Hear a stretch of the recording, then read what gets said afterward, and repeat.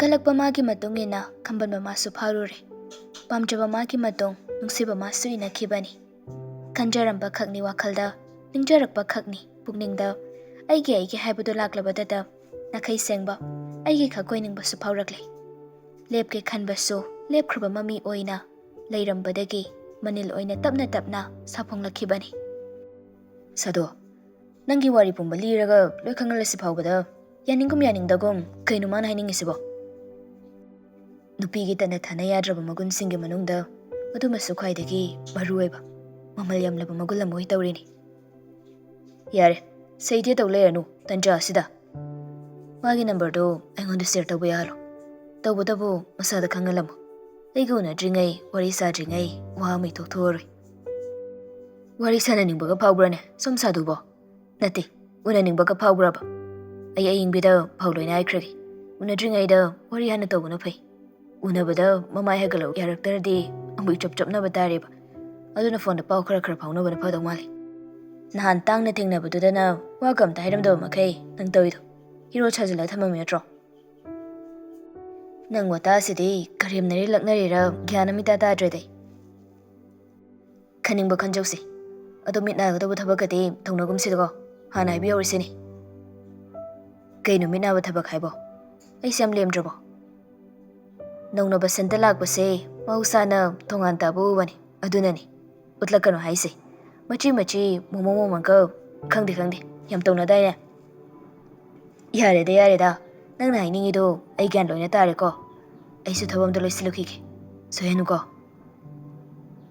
kainu kai thabong naisa thamaga ro thamage hoine thamjaro lekai da dribo wari mayam se lekai mukta sudan chiko natradi ona dainarak prasu kanana khangbana gyan dai adusu no makhara khomba tanjada matau lebi hoida su koithousi phone do thamkraba matong sana tombasu marup lei sembabu nungsina sonja hawi kanagumbanadi sonaramgani hainaramgani nungsijabi ma phangbada adubu ai oinadi nangama marup ama phangjabadi handang puksigi mahi yalabani phibam tadana lelamba punsi hangat pangam laroidaba mimana roidra haina khalambu wakhal mayamdo asidi masang muchu thokna mangal nei balambi sida nangi mapanda ki phangbani marupki damaktadi ai soiki angam bhona gani marupki damakta tamlam gadawbi lamlanbi ori binang maso labuk phabalakta chan gadawri bani asuk mabuk maratap laire na khunba chamana na yengba ngamba mithing sangak bani marai buk thikrabi ichendu ge walpaduso kanagumbi amana mahutsinbi gadawre mudu khalubada iso apenbu phawi marupki damak si oireko taibong palse asukui base mami oina lotlaga pumna maklairam libada aina miku khudingi sanariba mahakso marupki apambagi matungina magi matungina ni hojika muloladuna kaibu kanaroduino khuding maktamna tapna achumba phabalambida puraktuna hena nungaiba punse abado oirakna bhona ba mathautai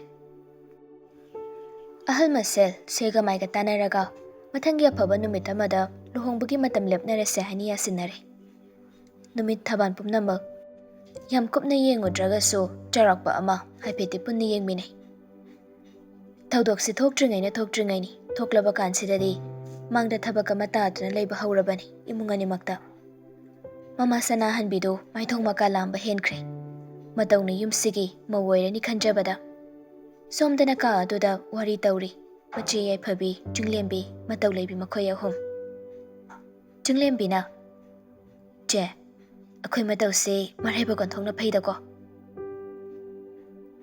kamaina no ni chunglembi nang haisibo karambana kaldo oidoino mama oibigi aphapata cheingang warakpagi mahota lekai gi wari tawraga mamugi aseba thi dana ngang bacheba adugumbado yam pamjadaba aduna matawgidi manemoigi tawribi ini sanatom-bise onthongna suphakre adugini manimgi makhochabi mama oikrani khanbagi laibak phai hairisi ahidi kari ko ropining oredana yumban bahibase yam laiba manba wari tabada adubo laidabani ko mau he koi banumitudagi anaubu yum mama phuba haurabani imungi thabai ingkhang mau laklabadi tangkhai ma maugi saruk thumkhradawbani maduda sauningano ꯌꯨꯝꯒꯤ ꯊꯕꯛ ꯏꯪꯈꯥꯡ ꯂꯣꯏꯁꯤꯟꯕꯗ ꯀꯅꯥ ꯁꯤꯕ ꯌꯥꯎꯒꯦ? ꯆꯤꯡꯂꯦꯝꯕꯤ ꯅꯪꯅ ꯃꯇꯥꯡ ꯆꯥꯗꯅ ꯅꯅꯦꯝꯒꯤ ꯋꯥꯔꯤ ꯍꯧꯗꯣꯔꯛꯄꯁꯤꯗ ꯑꯩꯁꯨ ꯋꯥꯔꯤ ꯑꯃ ꯇꯝꯅꯤꯡꯉꯛꯇꯧꯔꯦ ꯇꯧꯔꯤꯁꯦ꯫ ꯃꯈꯥ ꯇꯥꯔꯛꯑꯣ ꯆꯦ, ꯀꯥꯏꯗꯦ ꯑꯗꯨꯝ ꯂꯤꯔꯛꯑꯣ꯫ ꯁ꯭ꯋꯥꯏ ꯃꯇꯥꯡꯒꯤ ꯋꯥꯔꯤꯁꯤꯗꯤ ꯈꯔ ꯉꯥꯎꯖꯩ ꯍꯥꯏꯇꯥꯔꯦ ꯑꯩꯅ꯫ ꯑꯩꯈꯣꯏꯒꯤꯁꯨ ꯑꯩꯅ ꯃꯧ ꯑꯍꯟꯒ ꯑꯣꯏꯁꯤꯜꯂꯦ꯫ ꯃꯇꯝꯗꯨꯗ ꯑꯉꯥꯡꯒ ꯑꯣꯏꯕꯒ ꯊꯕꯛ ꯏꯪꯈꯥꯡ ꯌꯨꯝꯒꯤ ꯃꯀꯨꯞ ꯃꯇꯥ ꯂꯩꯈꯥꯏ ꯇꯥꯅ ꯈꯪꯗꯕ ꯅꯪꯅ ꯌꯨꯝ ꯄꯥꯟꯁꯤꯜꯂꯤꯅꯦꯗꯣꯅ ꯁꯤꯟꯊꯣꯡ ꯁꯤꯜꯍꯧ ꯑꯝꯇ ꯈꯪꯗꯅ ꯑꯩꯈꯣꯏ ꯏꯅꯦꯝꯕꯣꯛꯇꯣ ꯍꯥꯟꯅꯗꯤ ꯑꯩꯉꯣꯟꯗ ꯌꯥꯝ ꯉꯥꯡꯉꯝꯃꯤ, ꯊꯤꯅ ꯊꯤꯅ ꯉꯥꯡꯉꯤ꯫ ꯃꯃꯤꯠ ꯀꯥꯛꯇ꯭ꯔꯤꯉꯩꯗ ꯃꯌꯨꯝ ꯄꯥꯜꯂꯛꯏ, ꯊꯕꯛ ꯏꯪꯈꯥꯡ ꯆꯥꯛ ꯏꯟꯁꯥꯡ ꯑꯃꯠꯇ ꯏꯆꯨ ꯇꯥꯗꯦꯅ ꯌꯥꯝ ꯉꯥꯡꯉꯤ, ꯌꯥꯝ ꯆꯩꯔꯛꯏ꯫ ꯉꯥꯡꯉꯤꯗꯣ ꯑꯩ ꯃꯇꯝꯗꯨꯗ ꯁꯥꯎꯗꯦ꯫ ꯏꯃꯥꯁꯨ ꯑꯩꯒꯤ ꯑꯁꯣꯏꯕꯗꯣ ꯇꯥꯛꯄꯤꯕꯒꯤ ꯃꯍꯨꯠꯇ ꯃꯗꯨ ꯌꯣꯟꯅ ꯇꯩꯅꯕ ꯉꯥꯛꯅꯤ, ꯆꯤꯡꯊꯣꯛꯇꯅ ꯉꯥꯡ ꯆꯩꯈꯤꯕꯗꯣ ꯅꯣꯏꯅ ꯑꯇꯩꯁꯨ ꯂꯣꯏꯅ ꯈꯪꯉꯤ꯫ ꯏꯃꯥꯅ ꯑꯗꯨꯃꯥꯏꯅ ꯆꯩ ꯉꯥꯡꯕꯗꯒꯤ ꯍꯦꯟꯗꯣꯛꯇꯅ ꯂꯩꯀꯥꯏꯗ ꯆꯠꯆꯗꯅ ꯑꯩꯒꯤ ꯃꯔꯝꯗ ꯋꯥꯔꯤ ꯇꯧꯕ꯫ ꯃꯇꯝꯗꯨꯗ ꯅꯇꯩꯅ ꯑꯩꯕꯨ ꯌꯥꯝ ꯊꯦꯝꯖꯤꯟꯕꯤꯈꯤ꯫ ꯁꯥꯎꯔꯒ ꯑꯣꯟꯁꯤꯟꯅꯔꯨꯅꯨ, ꯅꯪꯒꯤ ꯇꯧꯐꯝ ꯊꯣꯛꯄ ꯅꯤꯇꯤ ꯆꯨꯝꯅ ꯑꯗꯨꯝ ꯇꯧ ꯍꯥꯏꯗꯅ, ꯙꯔꯃ ꯀꯥꯏꯗ꯭ꯔꯒꯗꯤ ꯂꯥꯟꯕꯨ ꯂꯥꯟꯗ꯭ꯔꯒꯗꯤ ꯃꯇꯣꯝꯇ ꯃꯌꯥ ꯀꯨꯝꯖꯒꯗꯧꯅꯤ ꯍꯥꯏꯅ ꯑꯗꯨꯝ ꯇꯥꯛꯄꯤꯔꯛꯏ꯫ ꯑꯩꯁꯨ ꯑꯗꯨꯝ ꯈꯜꯂꯦ, ꯂꯩꯀꯥꯏ ꯃꯃꯥꯡꯗ ꯉꯔꯥꯡꯇ ꯂꯥꯛꯄꯤ ꯃꯧꯁꯤꯒ ꯃꯅꯤꯡꯒꯤ ꯈꯠꯅꯩ ꯍꯥꯏꯕꯗꯣ ꯐꯖꯕ ꯋꯥꯔꯤ ꯑꯣꯏꯔꯣꯏ, ꯅꯪꯕꯨ ꯐꯠꯇꯅ ꯑꯗꯨꯃꯛ ꯈꯟꯅꯈꯤꯅꯤ, ꯑꯗꯨꯅ ꯈꯥꯡꯕ ꯀꯜꯂꯨ ꯍꯥꯏꯅ ꯅꯇꯩꯅ ꯄꯥꯎꯇꯥꯛ ꯀꯌꯥꯝ ꯄꯤꯕꯤꯔꯛꯏ ꯄꯣꯠꯅꯤꯗ꯫ ꯅꯣꯏꯅ ꯇꯩꯅ ꯑꯗꯨꯝꯅ ꯍꯥꯏꯕꯗꯒꯤ ꯑꯩꯁꯨ ꯉꯝꯅꯕ ꯍꯣꯠꯅꯩ꯫ ꯍꯣꯏꯁꯨ ꯍꯥꯏꯗꯦ, ꯃꯥꯏꯁꯨ ꯍꯥꯏꯗꯦ꯫ ꯏꯅꯦꯝꯕꯣꯛꯅ ꯐꯅ ꯌꯥꯝ ꯑꯣꯟꯁꯤꯜꯂꯒ ꯆꯩ ꯉꯥꯡꯉꯒꯁꯨ ꯑꯩ ꯅꯣꯡꯃꯇ ꯑꯣꯟꯁꯤꯟꯅꯔꯛꯇꯦ꯫ ꯑꯗꯨꯒꯗꯤ ꯅꯇꯩꯒꯤ ꯈꯌꯥꯠꯇ ꯄꯣꯞ ꯍꯦꯛ ꯇꯥꯏ꯫ ꯑꯩꯒꯤ ꯏꯒꯨꯟ ꯅꯣꯡꯃ ꯅꯣꯡꯃꯒꯤ ꯈꯪꯂꯛꯄꯗꯒꯤ ꯉꯥꯡꯉꯤꯗꯣ ꯃꯌꯥ ꯀꯨꯝꯕ ꯃꯥꯜꯂꯤ꯫ ꯑꯁꯣꯏꯕ ꯊꯤꯔꯒ ꯆꯩ ꯉꯥꯡꯕꯒꯤ ꯃꯍꯨꯠꯇ ꯑꯗꯨ ꯇꯧ ꯑꯗꯥ ꯇꯧ ꯍꯥꯏꯕ, ꯑꯗꯨꯃꯥꯏꯅ ꯇꯞꯅ ꯇꯞꯅ ꯉꯥꯡꯉꯤ꯫ ꯑꯩꯁꯨ ꯏꯅꯦꯝꯕꯣꯛꯅ ꯍꯥꯏꯔꯛꯇ꯭ꯔꯤꯉꯩꯗ ꯁꯠ ꯂꯣꯏꯅ ꯅꯪꯅꯕ ꯁꯤꯟꯗꯣꯛꯅꯗꯨꯅ ꯇꯧꯏ꯫ ꯍꯧꯖꯤꯛꯇꯤ ꯃꯤ ꯈꯨꯗꯤꯡꯒꯤꯅꯦ ꯏꯃꯧꯇꯅꯤ, ꯏꯃꯧꯗꯤ ꯁꯅꯥꯅꯤ ꯃꯅꯤꯅꯤꯅ ꯇꯧ ꯂꯩꯔꯕꯅꯤ꯫ ꯍꯥꯏꯒꯨꯝꯗꯅ ꯃꯅꯦꯝꯒ ꯃꯣꯠ ꯇꯤꯟꯅꯗꯕꯁꯦ ꯌꯥꯝ ꯋꯥꯕꯖꯥꯠꯅꯤ꯫ ꯑꯩꯁꯨ ꯃꯇꯝ ꯈꯔ ꯃꯗꯨꯒꯤ ꯆꯩꯅꯥꯗꯣ ꯈꯪꯂꯒ ꯂꯩꯔꯛꯈꯤꯕꯅꯤ꯫ ꯑꯗꯣ ꯑꯩꯈꯣꯏ ꯅꯥꯎꯒꯤꯗꯤ ꯊꯧꯗꯣꯛꯁꯦ ꯊꯣꯛꯑꯣꯏꯗ꯫ ꯆꯦ, ꯅꯪꯒꯤ ꯋꯥꯔꯤꯁꯦ ꯉꯥꯛꯇꯪꯗꯨꯗ ꯃꯤꯠꯇ ꯐꯤꯜꯝ ꯀꯥꯞꯄꯒꯤ ꯇꯥꯏꯞꯇ ꯃꯤꯠꯇ ꯂꯣꯏ ꯎꯔꯛꯄꯩ ꯋꯥꯅꯤꯗ꯫ ꯃꯅꯤꯄꯨꯔ ꯐꯤꯜꯝꯒꯤ ꯁ꯭ꯇꯣꯔꯤ ꯔꯥꯏꯇꯔꯁꯤꯡꯁꯤꯁꯨ ꯃꯅꯤꯄꯨꯔ ꯃꯆꯥꯅꯤꯅꯦ, ꯃꯅꯤꯄꯨꯔꯗ ꯆꯥꯎꯔꯛꯄ, ꯑꯗꯨꯅꯅꯤ ꯎꯔꯤꯕ ꯊꯣꯛꯂꯤꯕ ꯃꯌꯥꯝꯁꯦ ꯍꯥꯟꯅꯗꯤ ꯐꯤꯜꯝꯗ ꯈꯛ ꯑꯣꯏꯔꯕꯣꯏ ꯊꯣꯛꯂꯕꯣꯏ ꯅꯤꯡꯕꯅꯤ, ꯍꯧꯖꯤꯛꯇꯤ ꯈꯦꯠꯅꯕ ꯀꯩꯁꯨ ꯂꯩꯁꯤꯜꯂꯛꯇ꯭ꯔꯦ꯫ ꯃꯅꯦꯝꯒꯤ ꯋꯥꯔꯤꯁꯦ ꯃꯅꯤꯄꯨꯔ ꯐꯤꯜꯝ ꯌꯧꯁꯤꯟꯈ꯭ꯔꯦ ꯇꯧꯔꯤꯁꯦ꯫ ꯃꯅꯤꯄꯨꯔ ꯐꯤꯜꯝꯒꯤ ꯗꯤꯁꯀꯁꯟ ꯂꯦꯞꯄꯁꯦ ꯑꯩꯈꯣꯏꯅ ꯈꯪꯍꯩꯗꯅ ꯅꯩꯅꯔꯨꯕꯅꯦ ꯍꯥꯏꯕꯁꯨ ꯅꯠꯇꯦ꯫ ꯑꯗꯣ ꯆꯦ, ꯑꯍꯤꯡ ꯂꯦꯛꯀꯗ꯭ꯔꯣ? ꯂꯦꯛꯑꯣꯏꯗ, ꯑꯉꯥꯡ ꯑꯦꯛꯖꯥꯝ ꯇꯧꯔꯤ, ꯑꯗꯨꯅ ꯁꯤꯗ ꯂꯩꯕ ꯐꯔꯛ ꯇꯥꯅꯤ꯫ ꯅꯪ ꯃꯉꯥꯏꯔꯦ ꯑꯩꯈꯣꯏ ꯅꯥꯎꯒꯤ ꯈꯔ ꯅꯛꯅ ꯂꯣꯏꯅꯕ ꯃꯃꯥꯟꯅꯕꯤ ꯍꯥꯏꯔꯒꯗꯤ꯫ ꯅꯪꯁꯨ ꯉꯥꯏꯍꯥꯛ ꯁꯪꯕ ꯀꯥꯟꯗ ꯈꯔ ꯂꯥꯛꯄꯤꯌꯨꯀꯣ꯫ ꯃꯇꯣꯝꯇ ꯋꯥꯈꯜ ꯄꯪꯈꯟꯗ ꯈꯟꯖꯤꯜꯂꯅꯤ ꯃꯁꯤ꯫ ꯅꯍꯥꯟꯁꯨꯅꯤ ꯀꯞꯄꯒ ꯄꯥꯎ ꯍꯥꯏꯔꯛꯏꯅꯤ꯫ ꯂꯨꯍꯣꯡꯗꯧꯔꯦ ꯍꯥꯏꯕꯒꯤ ꯀꯞꯄꯤꯔ ꯍꯥꯏꯁꯦ? ꯅꯍꯥꯟꯈꯩꯅ ꯊꯤꯅ ꯉꯥꯡꯕꯤ ꯃꯤꯅꯨꯡꯁꯤ ꯎꯠꯄꯤꯗꯦꯅ ꯋꯥꯔꯧꯅ ꯁꯣꯟꯕꯅꯤ, ꯍꯧꯖꯤꯛꯅ ꯃꯤꯅꯨꯡꯁꯤꯗꯒꯤ ꯍꯦꯟꯗꯣꯛꯇꯅ ꯃꯅꯥꯛꯇ ꯂꯩꯗꯧꯔꯀꯥꯟꯗ ꯄ꯭ꯔꯦꯝ ꯑꯃꯨꯛ ꯂꯥꯛꯏꯔꯕ? ꯁꯤꯗꯅꯤꯅꯦ ꯃꯤꯑꯣꯏꯕꯁꯦ ꯄꯦꯟꯕ ꯅꯥꯏꯗꯦꯅ ꯍꯥꯏꯅꯔꯤꯁꯦ꯫ ꯉꯁꯥꯏꯗꯒꯤ ꯋꯥꯔꯤ ꯇꯥꯔꯝꯕ ꯃꯇꯧꯗꯣ ꯃꯥꯒꯤ ꯋꯥꯔꯤ ꯂꯥꯛꯂꯕꯗꯨꯗꯗꯤ ꯆꯤꯡꯂꯦꯝꯕꯤꯗ ꯌꯦꯡꯂꯛꯏ꯫ ꯑꯍꯣ, ꯃꯇꯝꯅ ꯄꯨꯔꯛꯏ, ꯄꯨꯛꯅꯤꯡꯁꯨ ꯋꯥꯈꯜꯁꯨ ꯈꯪꯉꯕ, ꯑꯗꯨꯅ ꯄꯨꯛꯅꯤꯡ ꯅꯨꯡꯁꯤꯔꯛꯏꯅꯤ꯫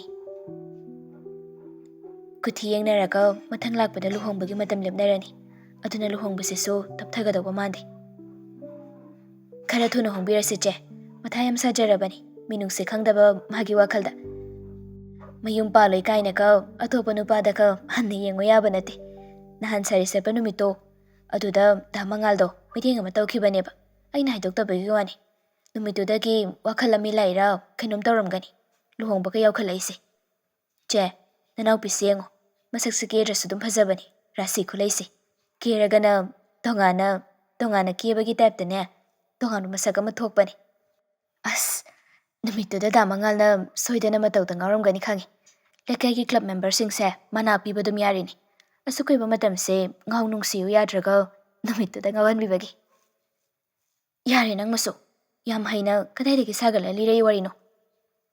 ꯏꯁ, ꯑꯁꯦꯡꯕꯅꯤ ꯏꯕꯦꯝꯃ, ꯁꯥꯒꯠꯂꯒ ꯂꯤꯔꯛꯄ ꯋꯥꯔꯤꯒ ꯅꯠꯆꯗꯤꯌꯦ, ꯋꯥꯈꯜꯗ ꯂꯥꯛꯄꯗꯣ ꯆꯤꯟꯕꯥꯜꯅ ꯄꯥꯎꯗꯝꯂꯛꯄꯅꯤ꯫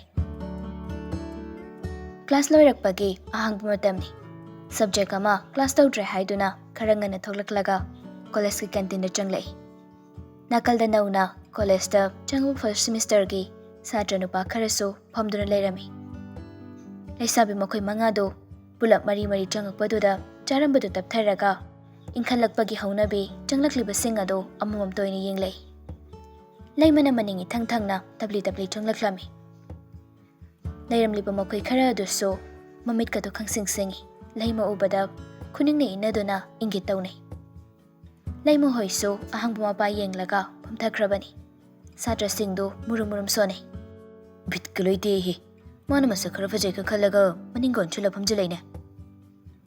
Ekta changsilu siro. Ado pasunate college gi satra satra ngaksibo. Hera. Chop na ba thawak tawnuda. Mayam mangsida.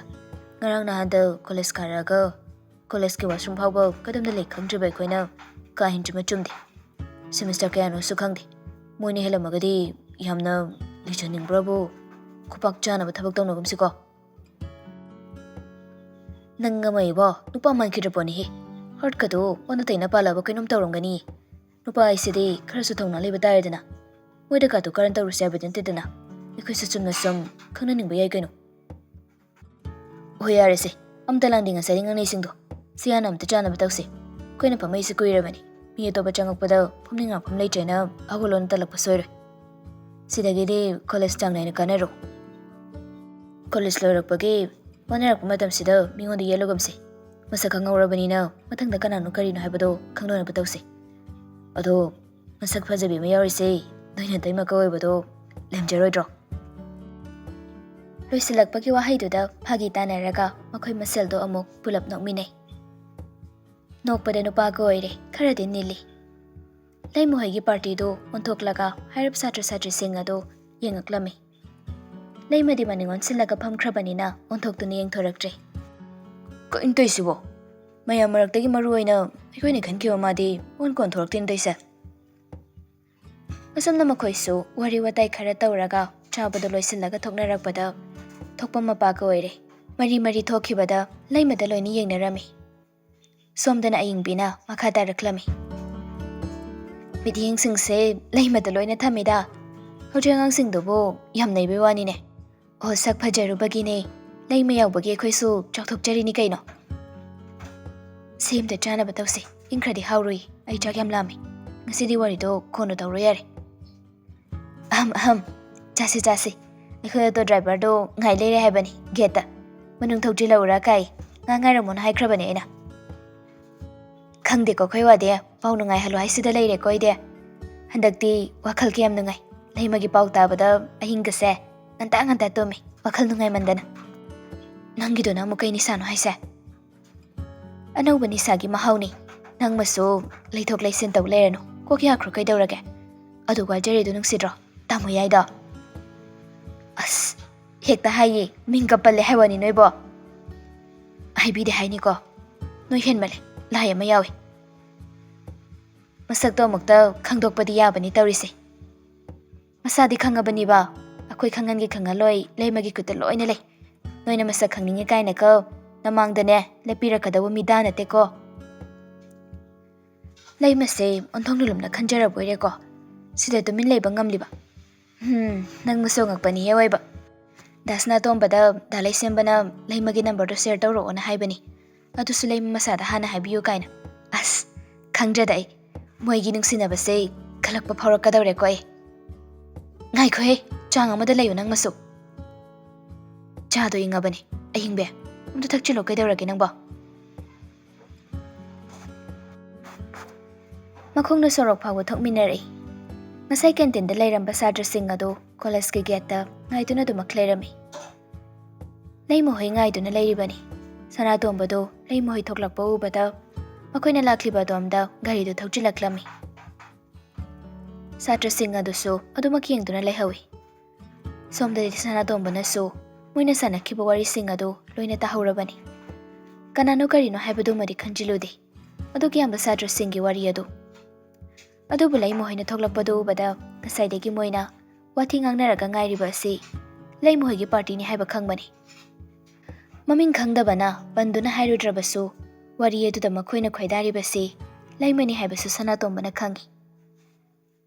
Soiba tare ama lekhai tadringai kadaidagi angang kharana mideng karan tarakadawre asumna machin soli.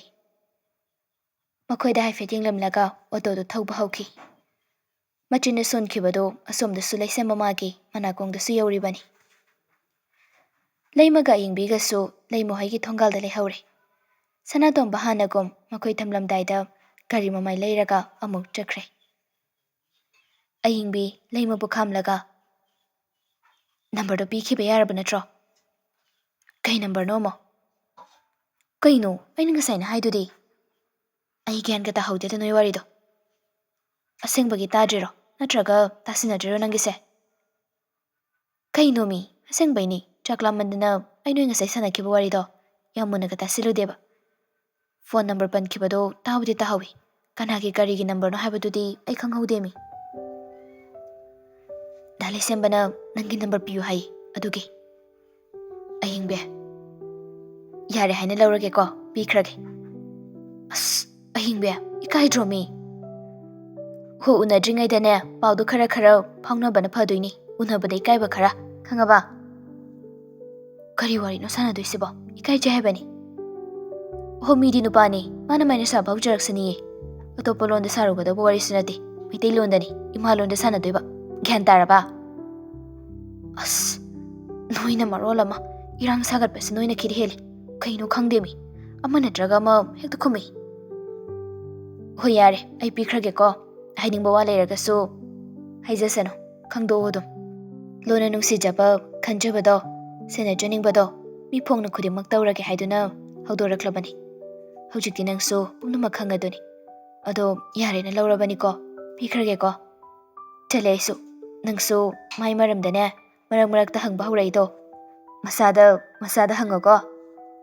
ꯄꯤꯌꯨ ꯄꯤꯒꯅꯨ ꯍꯥꯏꯕꯒꯤ ꯃꯈꯥ ꯍꯥꯏꯅꯕꯒꯤ ꯇꯟꯖꯥ ꯄꯤꯔꯝꯗ ꯋꯥꯔꯤꯗꯣ ꯇꯨꯕꯠ ꯁꯝꯖꯤꯜꯂꯒ ꯋꯥꯍꯪꯁꯨ ꯄꯥꯎꯈꯨꯝꯁꯨ ꯑꯌꯤꯡꯕꯤ ꯃꯥꯅ ꯑꯣꯏꯔꯒ ꯃꯌꯥ ꯈꯤꯒꯠꯂꯒ ꯄ꯭ꯔꯞ ꯆꯠꯈ꯭ꯔꯦ꯫ ꯅꯨꯃꯤꯗꯥꯡꯒꯤ ꯃꯇꯝꯅꯤ꯫ ꯃꯍꯧꯁꯥꯅ ꯂꯩꯃꯗꯤ ꯅꯨꯃꯤꯗꯥꯡꯁꯤ ꯃꯊꯧ ꯈꯔ ꯑꯗꯨꯃꯛ ꯆꯤꯟꯖꯩ꯫ ꯃꯍꯨꯠ ꯁꯤꯟꯕꯤꯅꯕ ꯅꯤꯡꯉꯣꯜ ꯑꯅꯤ ꯁꯨꯕ ꯅꯠꯇꯕꯅꯤꯅ ꯃꯃꯥꯅ ꯀꯩꯊꯦꯜ ꯀꯥꯔꯤꯉꯩ ꯃꯇꯝꯗꯒꯤ ꯃꯃꯥꯒꯤ ꯀꯩꯊꯦꯜ ꯀꯥꯕ ꯅꯪꯅꯕ ꯍꯤꯟꯖꯥꯡ ꯅꯥꯄꯤ ꯁꯦꯝꯕ ꯁꯥꯕ ꯅꯨꯃꯤꯗꯥꯡꯅ ꯑꯅꯝꯕ ꯂꯣꯏꯁꯤꯟꯕꯅꯤ꯫ ꯍꯧꯖꯤꯛꯁꯨ ꯑꯝꯍꯥ ꯑꯗꯨꯃꯛ ꯑꯣꯏꯔꯤ꯫ ꯃꯊꯧꯗꯤ ꯍꯧꯖꯤꯛꯅ ꯑꯗꯨꯝ ꯍꯦꯟꯅ ꯆꯤꯜꯂꯦ ꯍꯥꯏꯕꯗꯨꯅꯤ꯫ ꯃꯃꯥꯅ ꯂꯥꯞꯅ ꯆꯠꯂꯒ ꯌꯣꯜꯂꯨꯒꯗꯧꯕ ꯅꯠꯇ꯭ꯔꯒꯁꯨ ꯃꯐꯝ ꯃꯐꯝꯗ ꯆꯠꯂꯒ ꯍꯤꯟꯖꯥꯡ ꯅꯥꯄꯤ ꯇꯤꯛꯄ ꯆꯠꯂꯨꯗ꯭ꯔꯒꯁꯨ ꯃꯁꯥꯅ ꯄꯨꯔꯒ ꯄꯤꯁꯟꯅꯔꯝꯕꯁꯤꯡ ꯑꯗꯨ ꯁꯦꯝꯗꯣꯛ ꯁꯥꯖꯣꯛꯅꯕ ꯍꯣꯠꯅꯕꯗ ꯃꯥꯒꯤꯗꯤ ꯃꯊꯧ ꯑꯃ ꯑꯗꯨꯃꯛ ꯑꯣꯏꯔꯤꯕꯅꯤ꯫ ꯀꯅꯥꯒꯨꯝꯕ ꯅꯥꯏꯇꯣꯝ ꯌꯥꯎꯕꯤ ꯅꯤꯡꯉꯣꯜꯅꯤ ꯈꯜꯂꯕꯗꯤ ꯀꯦꯊꯣꯛꯅ ꯂꯩꯕ ꯌꯥꯝꯅ ꯌꯥꯏ꯫ ꯑꯗꯨꯕꯨ ꯂꯩꯃꯗꯤ ꯑꯗꯨꯒꯨꯝꯕꯒꯤ ꯋꯥꯈꯜꯗꯨꯃ ꯃꯉꯣꯟꯗ ꯈꯜꯂꯣ ꯍꯥꯏꯕ ꯌꯥꯗꯦ꯫ ꯍꯤꯡꯂꯤꯕ ꯂꯦꯜꯂꯤꯕ ꯄꯨꯟꯁꯤ ꯃꯍꯤꯡ ꯃꯁꯥꯅ ꯒ꯭ꯌꯥꯟ ꯇꯥꯖꯩ꯫ ꯁꯣꯝꯗ ꯊꯕꯛ ꯂꯣꯏꯁꯤꯜꯂꯛꯄꯗ ꯄꯨꯡ 8:30 ꯍꯦꯜꯂꯝꯂꯦ꯫ ꯄꯣꯊꯥꯅꯕ ꯀꯥꯗ ꯆꯪꯗꯨꯅ ꯐꯃꯨꯡꯗ ꯐꯤ ꯑꯃꯅ ꯀꯟꯊꯣꯛꯂꯒ ꯀꯥꯡꯈꯜ ꯊꯥꯗꯩ꯫ ꯀꯥꯒꯤ ꯊꯥꯜꯂꯤꯕ ꯕꯜꯕ ꯑꯗꯨ ꯃꯨꯊꯠꯂꯝꯂꯒ ꯐꯃꯨꯡꯗ ꯆꯪꯉꯛꯏ꯫ ꯇꯥꯟ ꯆꯥꯅ ꯈꯤꯡꯂꯛꯂꯤꯕ ꯐꯣꯟꯒꯤ ꯔꯤꯡꯇꯣꯟ ꯑꯗꯨ ꯐꯣꯟꯗꯨ ꯇꯦꯕꯜ ꯃꯊꯛꯇ ꯊꯅꯝꯃꯦ ꯍꯥꯏꯕ ꯈꯪꯉꯗꯨꯅ ꯑꯃꯨꯛ ꯀꯨꯝꯊꯔꯒ ꯐꯣꯟꯒꯤ ꯃꯉꯥꯜ ꯑꯗꯨꯒꯤ ꯃꯥꯏꯀꯩꯗ ꯂꯧꯕ ꯆꯠꯂꯤ꯫ ꯅꯝꯕꯔꯗꯨ ꯁꯦꯚ ꯇꯧꯔꯝꯗꯕ ꯑꯗꯨꯗ ꯄꯥꯏꯔꯣꯏꯁꯤ ꯀꯗꯥꯏ ꯃꯤꯀꯨꯞ ꯑꯃꯇꯪꯗꯤ ꯈꯜꯂꯤ꯫ ꯑꯗꯨꯕꯨ ꯍꯥꯟꯅ ꯀꯣꯜ ꯇꯧꯔꯛꯑꯝꯃꯕꯁꯨ ꯃꯥꯜꯂꯤ꯫ ꯃꯤꯁ ꯀꯣꯜ ꯂꯩꯕꯁꯨ ꯎꯏ꯫ ꯋꯥꯆꯦꯞꯀꯤ ꯅꯣꯇꯤꯐꯤꯀꯦꯁꯟꯁꯤꯡꯁꯨ ꯎꯏ꯫ ꯑꯗꯨꯕꯨ ꯑꯃꯠꯇ ꯆꯪꯂꯒ ꯌꯦꯡꯉꯨꯗ꯭ꯔꯦ꯫ ꯐꯣꯟꯗꯨ ꯀꯅꯥꯅꯣ ꯈꯪꯗꯣꯛꯂꯒꯦ ꯈꯟꯅ ꯐꯠ ꯄꯥꯏꯈꯠꯂꯤ꯫ "ꯀꯣꯜ ꯔꯤꯁꯤꯞ ꯇꯧꯔꯛꯏꯁꯤꯕꯨ ꯐꯣꯟ ꯃꯄꯨꯔꯣ?" "ꯀꯅꯥꯅꯣ? ꯃꯥꯅꯤ." "ꯀꯩꯅꯣ ꯅꯝꯕꯔꯒ ꯁꯦꯚ ꯇꯧꯗꯦꯅ ꯀꯣꯜꯒꯁꯦ ꯔꯤꯁꯤꯞ ꯇꯧꯕ ꯇꯜꯂꯕꯣ? ꯑꯗꯨꯛ ꯌꯥꯝꯅ ꯈꯤꯡꯕꯕꯨ ꯉꯁꯥꯏꯗꯒꯤ ꯄꯥꯏꯗ꯭ꯔꯤꯗꯨꯕꯣ?" "ꯑꯗꯨꯒꯤ ꯅꯠꯇꯤꯌꯦ, ꯑꯩ ꯏꯃꯥꯒ ꯊꯕꯛ ꯂꯣꯏꯁꯤꯟꯃꯤꯟꯅꯔꯨꯕꯅꯤ, ꯂꯣꯏꯕꯗ ꯉꯥꯏꯔꯤ꯫ ꯑꯗꯣ ꯀꯅꯥ?" "ꯑꯩꯗꯤ ꯅꯝꯕꯔꯒ ꯁꯦꯚ ꯂꯩꯅꯗꯕꯗꯨꯗ ꯄꯥꯏꯕ ꯇꯜꯂꯕ꯭ꯔꯥꯅ ꯈꯜꯂꯨꯔꯦ꯫ ꯂꯥꯜꯂ ꯈꯜꯂꯝꯃꯒꯗꯤ ꯁꯦꯡꯗꯣꯛꯅꯕꯒꯤ ꯇꯟꯖꯥ ꯂꯧꯒꯦ ꯈꯟꯅ ꯑꯔꯣꯏꯕ ꯑꯣꯏꯅ ꯇꯧꯔꯛꯄꯅꯤ." "ꯐꯣꯟ ꯔꯤꯁꯤꯞ ꯇꯧꯕꯤꯔꯛꯄꯁꯦ ꯌꯥꯝ ꯅꯨꯡꯉꯥꯏꯖꯩ꯫ ꯑꯩꯅꯦ ꯅꯍꯥꯟ ꯃꯤꯟꯗ ꯐꯧ ꯇꯧꯔꯒ ꯍꯜꯂꯛꯄꯗ ꯁꯥꯏꯀꯜ ꯆꯦꯟ ꯌꯥꯗꯕ ꯅꯨꯃꯤꯠꯇꯨꯗ ꯊꯦꯡꯅꯈꯤꯕꯗꯣ." "ꯑꯣ ꯍꯣꯏ ꯈꯪꯉꯤ꯫ ꯑꯗꯣ ꯌꯥꯝ ꯍꯩꯅꯗ꯭ꯔꯕꯣ ꯋꯥꯔꯤ ꯁꯥꯟꯅꯔꯤꯁꯤꯕꯣ?" "ꯑꯗꯨꯏ ꯅꯠꯇꯤꯌꯦ, ꯑꯩꯗꯣ ꯀꯩꯗꯧꯔꯕ?" "ꯀꯩꯝ ꯇꯧꯗꯦꯗ, ꯑꯗ ꯀꯔꯤ ꯋꯥꯔꯤ ꯑꯗꯨꯛ ꯂꯨꯅ ꯈꯟꯖꯤꯟꯕ ꯍꯧꯅꯗꯦꯁꯦ꯫ ꯄꯥꯈꯪꯅ ꯂꯩꯁꯥꯕꯤꯗ ꯅꯨꯡꯁꯤ ꯍꯥꯏꯕꯗ ꯍꯦꯟꯅ ꯃꯊꯥ ꯁꯥꯅꯤꯡꯉꯩ ꯃꯔꯝ ꯂꯩꯇꯕ꯭ꯔꯥꯅ ꯈꯜꯂꯤ." "ꯑꯁ ꯀꯩꯅꯣ ꯍꯥꯏꯗꯨꯕꯣ? ꯄꯥꯈꯠꯂꯤꯔꯕ?" "ꯄꯥꯈꯠꯀꯅꯨꯁꯦ, ꯑꯩꯗꯤ ꯅꯪꯕꯨ ꯄꯨꯟꯁꯤ ꯈꯣꯡꯆꯠ ꯑꯁꯤꯒꯤ ꯑꯣꯏꯒꯤ ꯂꯝꯗꯥꯡ ꯑꯣꯏꯍꯟꯒꯦ ꯈꯟꯅ ꯐꯤꯔꯦꯞ ꯃꯥꯁꯨ ꯏꯁꯥꯅ ꯂꯧꯖꯈ꯭ꯔꯦ꯫ ꯅꯃꯤꯒꯨꯝ ꯁꯦꯟꯅꯖꯔꯛꯄꯅꯤ꯫ ꯏꯅꯖꯔꯛꯄꯁꯦ Matong tabadasu nang nayaba pibiyo. Mami khudingi haurakpham oiriba waridi isamangna oina nongmagi khajik ligi. Nangaigi panthung yoramdai mikubadu phawba hayedumak ligi. Laimadu kari paukham pigani haiba wangangpham khangdre. Koithokluba tawdana leisembagi asengba maruoiba adu khak mathang hairakpa dudadi manadaba mataw amadi uba phangi. Mangalga leisembaga anigi marakta nupa thokna thongna laina lepiba wanganganglakpa duda thamoida madomda khanjarai. Tuminna waga khumaktaba duda leisemba khitang koithoklaga amuk hairaklami. Kaino tumin leirade hena daba haibadu oirabo. Aigi waisibo yam hainadrabo. Aina haidi sum lotlaga thambasi kuimale. Nasa khangna ayaba magaloinena sum oi waribudi khara khangi aying bine tambadagi. Ado nungsilambisida khong thangjanbase ai akiba phawre ai ki. Nangidamakta thongna phana lepkhidaba magidamakta nangna lambise hana chatpa kibani khangi. Adubo thongna phana lamang tharaga tingkhak tungbodi lairadana napi makama phawba nethaloidaba lambi pige haina pambom tingliba aigi phamdadi kiribado minungsi olhanba ngamdraba aisu nupa natri. Atombe kaina khanjingano nangbu kanano khangdringaidagi hauna aina nangi phirep lawjakhibani. Khanglaba matungdasu aduma khongde adu ada marai tawduna lamna thamge khanganuko. Mikupsida nangna kawdragasu amuka hairamge atombe. Atombegi tamoyai khakoidoini. Tamoyai haina nachinadudagi khauninglakpa mikupaduda aina mangda leplage ko. Phare nangsu pothanaba tawro. Phumlaga thamlakpa wahi khara ayeda pandaitana haidokle ngasidi. Isase khangyang yangbo yekningi. Tamoyai thamlage ko gyantana potharo. Asi hairaga phone do thamkre. Somda laimadi gyamena matada tumina leihauri. Kaino tawribasibu khanna phone do thamkhrabasu manakongdagi phone do lawthokde. Tanja adudani text lakpagi vibrate tawbado. Lakliba text ado mangalgi oiramgani khanna ma hanna yengudre. Yenglaroige khanna ayingbida text ama tharami. Ayingbe ay ngawraga chatawre. Sumaina chatpadu natro noy mayamna pamise. Yengu ko noy namidu peni yengu haisini. Ay ngawraga chatpado noy yengu haisini ina. Datagadu off tawraka phone do mon makhada namsin khiduna mamidu isilaga tumba themi. Adubu takadaidagi tumbano sangsar pumbagi wakhal mathadu magi makokaduda loina hek yauraboi ningkhre. Karige kaigino mana tamoyai kauda hairisibo. Masoina churiba sonose sumainka chura jalo. Aduga muk kaigino wangangbada asuk chumna koidana dongdong hairisina. Kamai tawjano sinamo. Aigi punsida nangamuk laklibasina kaigino. Aibu otpase pendribro. Nena taba wakhal santi phangbodo ai pame. Loina makinakdagi lamna laikroba. Ai karisu pamdre. Ai karisu kalakdre.